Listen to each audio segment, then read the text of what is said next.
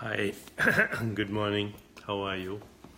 So, I'm continuing to answer your questions, and most of the questions are coming from readers who have read this book, You Are the Universe, Discovering Your Cosmic Self and Why It Matters.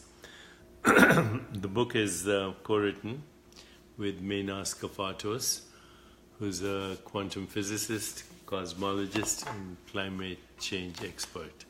I thank you very much for supporting this book, and also I'm happy to answer any questions that may be from somewhere else. It doesn't matter if you've read the book or not. So you can send me your questions at the following email address: info at jayo.com. info at jayo.com. info at jayo.com. They will be placed in a queue and I'll answer them as they come up. And I try my best to answer at least one question every day. So please send your questions to info at jayo.com. Today's question is coming from Raj Babu. So let me read the question and then I will do my best to share my opinion. Hi Deepak, I've been practicing meditation for quite a while. As a result of this practice, a range of abilities have emerged, including telepathy. I have noticed that the skill required to connect with people telepathically is the same as the skill required to connect with people who have passed on, who have been physically dead, for want of a better word. The process is the same, connecting with their consciousness. Telepathy with living people can therefore be considered a means of sharpening one's skills for communicating with the dead. Having connected with a number of dead relatives, I've noticed that while all seemed perfectly happy, none were aware that they were dead. They seemed to be in a kind of dreamlike state and completely unaware of their present condition of free-floating consciousness. Does this correspond to your experience? Do you think there are different states of consciousness after death for different people? Wow, what an interesting question. And let's try and answer this in little bits and pieces, okay? So, right now we are all having an experience that we call mind and body and universe. Everyone's having this experience. You're having this experience right now, even watching me. You're having the experience of your mind, of your body, and of watching me and all the furniture and the bookshelf in my back. So in every moment of that which we call the waking state, we are having an experience that we call mind, body, universe. Now, that experience that humans call the mind, is thoughts and feelings, emotions and images, and of course other things that go along with that activity, such as insight, intuition, introspection, creativity, imagination, and everything that, as I said, we call the mind. But basically the mind is an activity of consciousness in the form of thoughts, feelings, images, memories, desires, imagination. And those activities are happening in an eternal now. And what are those activities? They are the activities of consciousness, but of the conditioned mind.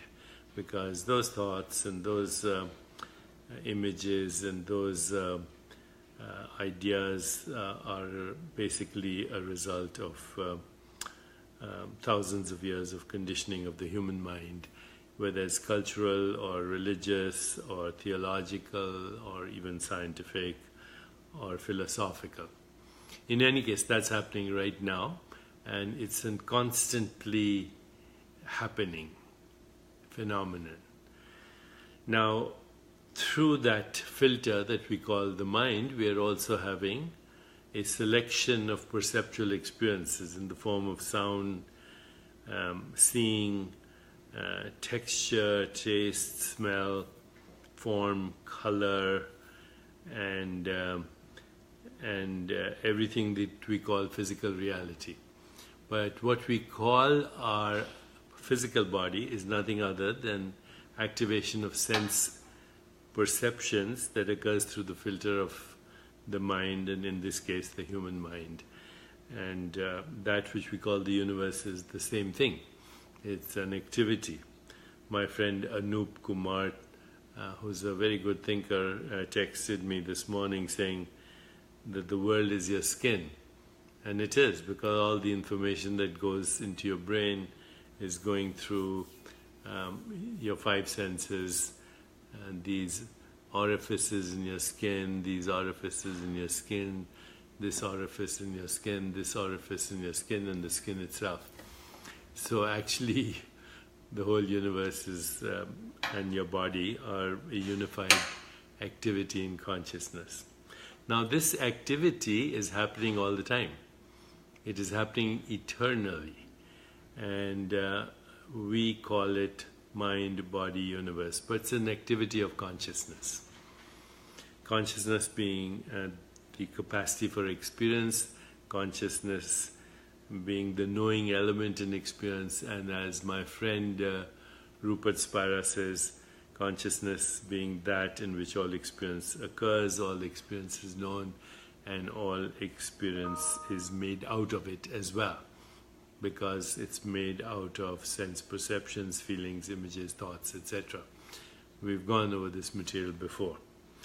So the activity that you call mind, body, and universe is in time, but that which is experiencing the activity, formless being, is not in time. Every form is a phenomenon. Every phenomenon is the arising and subsiding of sense perceptions and sensations, images, feelings, thoughts, constantly arising and subsiding. So your body is not the container of awareness, your body is the experience in awareness. Once again, your body is not the container of awareness, your body is an experience in awareness. And also, it is a constantly shifting experience. So when we get this totally, then birth and death are happening in every now. Every now, perception arises, dies. Thought arises, dies. Sensation arises, dies. Images arise, die. So birth and death are happening as an experience every now. You're not your body. Remember, your body is an experience. And moreover, it's not a noun. It's not a constant thing. It's a verb. It's an experience that arises, subsides. It's impermanent. The relative is impermanent. And the relative is every experience. So, when you engage with other people that we call persons, remembering that a person is also a process in awareness. A person is a mind, body, universe process in awareness. So when you communicate with other persons, you're doing it through the shared medium of mind, and the background is an eternal consciousness that is communicating with itself, because that's all there is, the eternal, non-local, impersonal consciousness that is arising and subsiding as all knowers, all modes of knowing, all things known. So when you experience something called a bird, that is a name that humans have given to an experience in awareness. And that which you see as a bird, the shape, the form, that is through the filter of the mind. Yeah. Another species might be seeing the same bird, a snake, for example, or a a dolphin that emerges from the ocean and looks at a seagull, it may see a different shape or form, but in the background of that is the single awareness in which all these shapes and forms are being experienced. Innumerable shapes and forms are being experienced, and of course humans give a name to this. So what happens when the qualia program that we call the person, the qualia program that we call the person, what happens when that qualia program ends? Because at some point anything that is arising and subsiding and as a program must ultimately end. That which is born must die. What happens then? That when we call that experience physical death. So I'll come to that in 15 seconds.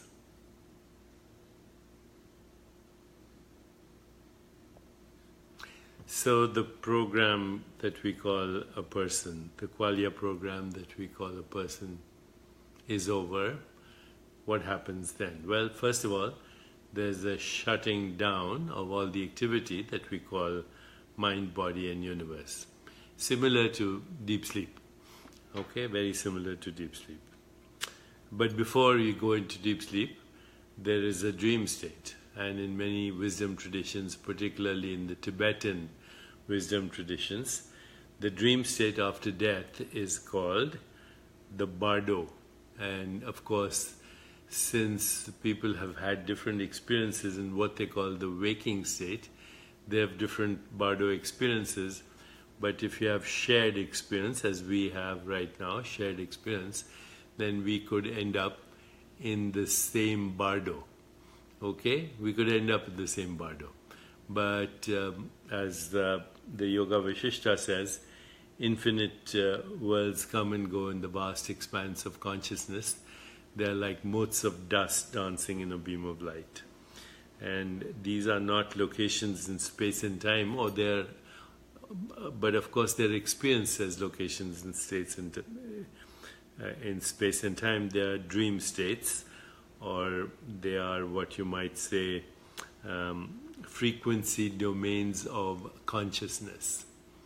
Frequency domains of consciousness. So now I'm coming back to your question, which is a very important question, Raj Babu. First of all, recognize that your waking state is also a dream state, okay? Your waking state is also a dream state. You can't hold on to any experience because it's arising and subsiding. It just seems to be fixed because perceptions happen so quickly that they seem to have continuity. Remember what I said earlier, form is phenomenon. Phenomenon arises and subsides into the formless. Arises from the formless, subsides into the formless.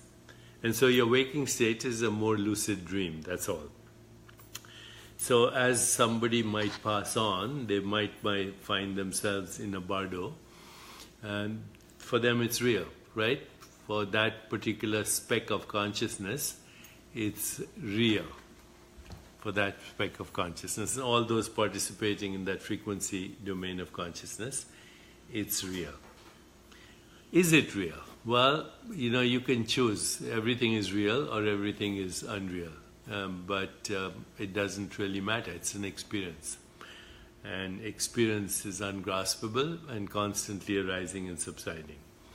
So when you experience what you call telepathy, what is happening is that your consciousness, instead of being squeezed into the volume of a body in the span of a lifetime through conditioned mind, it's breaking the leaky boundaries of the conditioned mind and expanding into or in the direction of non-locality. So I would say that which people call telepathy is basically the leaking into the transpersonal domain of consciousness. Then we call that telepathy. Okay.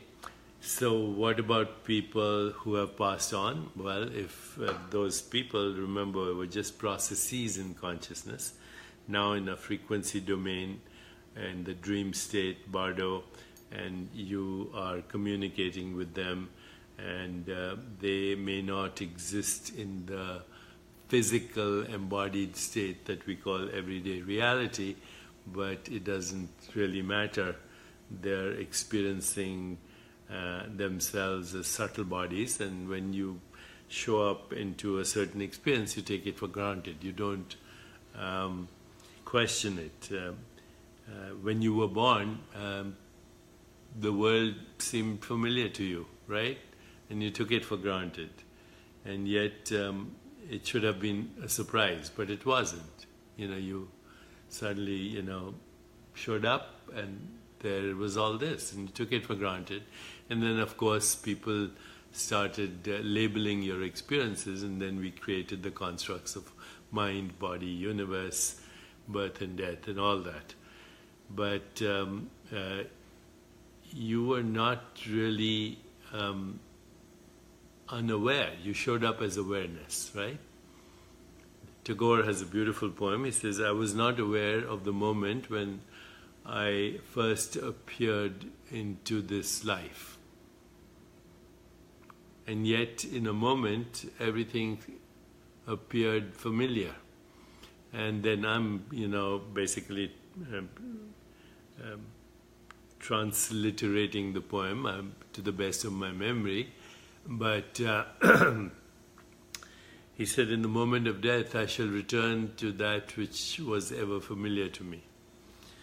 So, when we are emerging into an experience, we take it for granted. And we don't question it. We don't question what is this experience, who is having the experience, what is it having this experience. But as you start to think about it, there's only one thing that can have any experience: awareness. So we show up as awareness wherever we show up.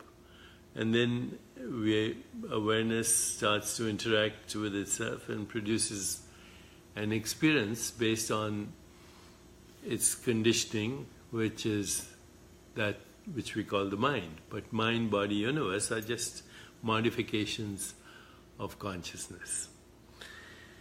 And the idea that there is individual consciousness should be abandoned. There's individual mind. There's individual mind, but the consciousness which is behind that individual mind is universal. It's not individual. It's non-local. It's impersonal, you can say. Now, if you can die to experience right now, which means if you can detach from experience, you can witness the experience that you call mind, body, universe. After all, you're the witnessing awareness in which that which humans call mind, body, universe is constantly arising and subsiding. And once you realize that that is an intermittent, ongoing program, qualia program, an experience, it's the movie, it's not you, you are the witness of the movie, and then you can let it go or not identify with it. You can experience it as long as you're in this so-called body, having this so-called mind, having this so-called experience, then this is what you have. This is what you have. But as long as you identify with this, then the seeds of that identification can recycle in different frequency domains of consciousness. And those that share those frequency domains of consciousness can create or do create their own world. So again, in the Yoga Vashishta, the great Yogi Vashishta says, "Dear loved ones, we have created this universe in our fancy together." And that is shared mind. That is shared mind. And there is shared mind that other species have. But behind these different innumerable modes of knowing, or innumerable minds with their corresponding bodies and their corresponding universes, there's only a single awareness. Now you can call that awareness God, Ein Sof, Theosphere, Yahweh, Allah, Brahman, doesn't matter. Or just call it it, but it doesn't matter. That is who we are in the deepest domains of existence. On the relative level, we are part of a shared body, we call it the earth and the universe. We are part of a shared mind, in our case a human mind, but we have, transpersonal and across the species experiences with our dogs and cats and other species. Whole different story. Shared mind, shared body, and shared or partially shared experience of the world.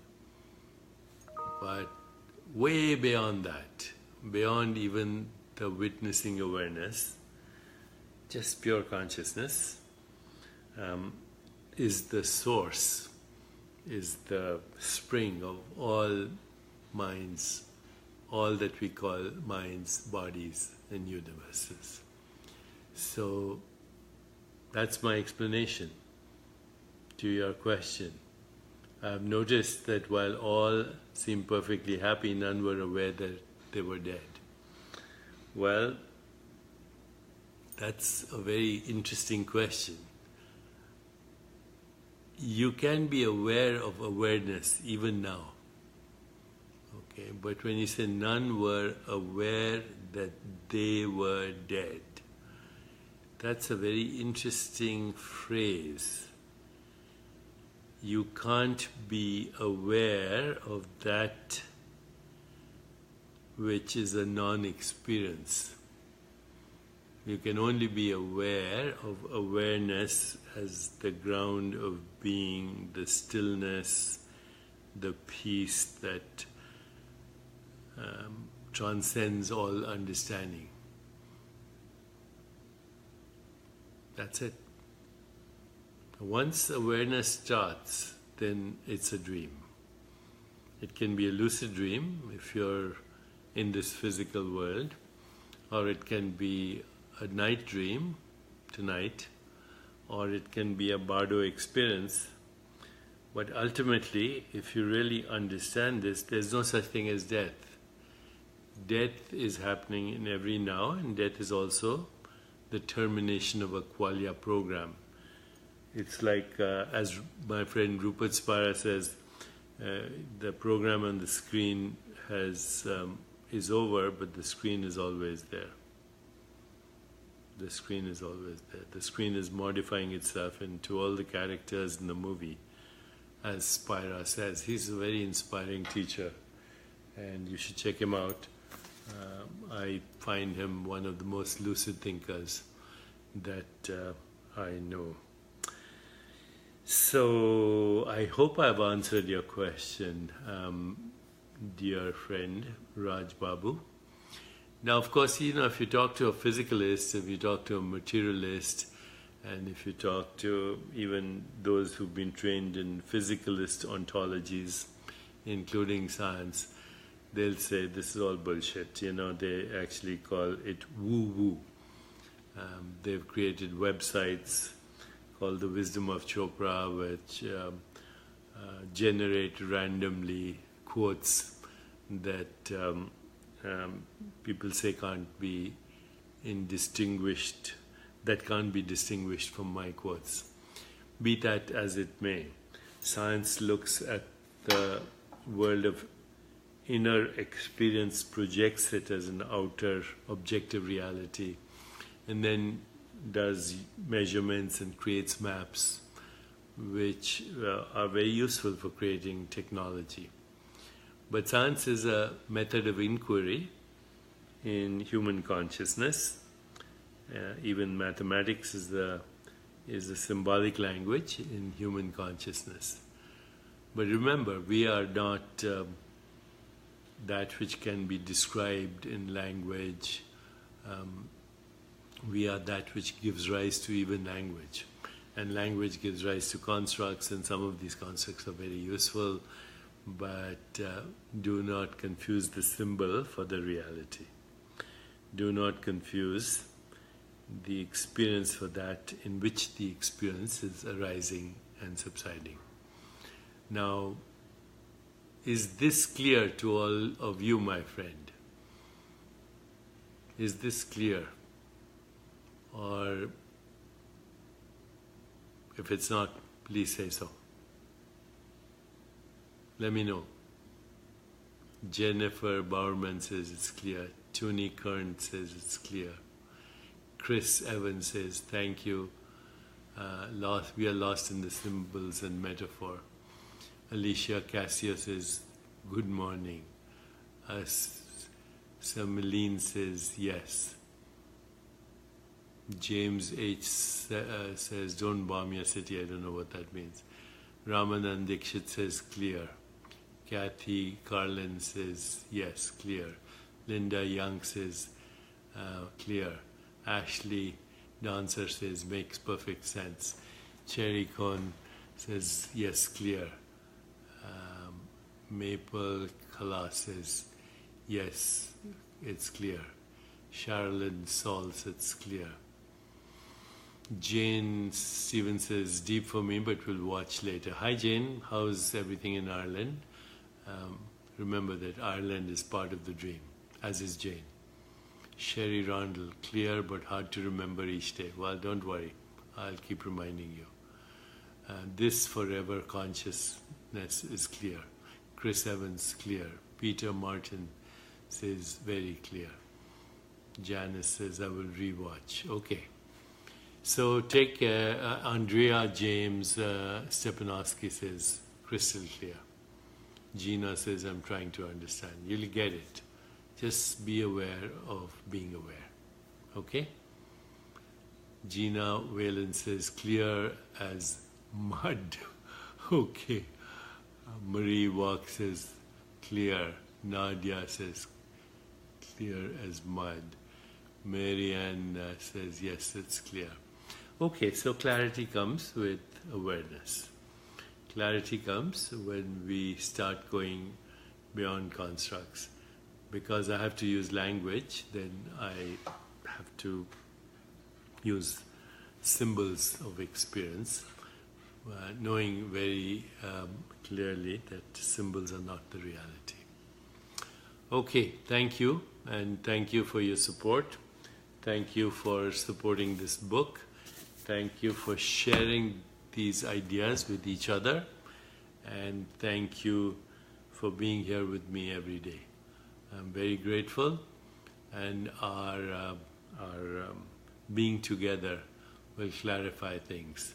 And let's not worry about the skeptics, because they're still stuck in the superstition of matter. You know, they're stuck in the superstition of matter. Skeptics need to turn, as telling my friend Michael Shermer, you need to be a radical skeptic. You need to understand that formlessness is the ground of all existence. But he'll get there when he gets there. Thank you very much, and thank you for your support, and I'll see you tomorrow, okay?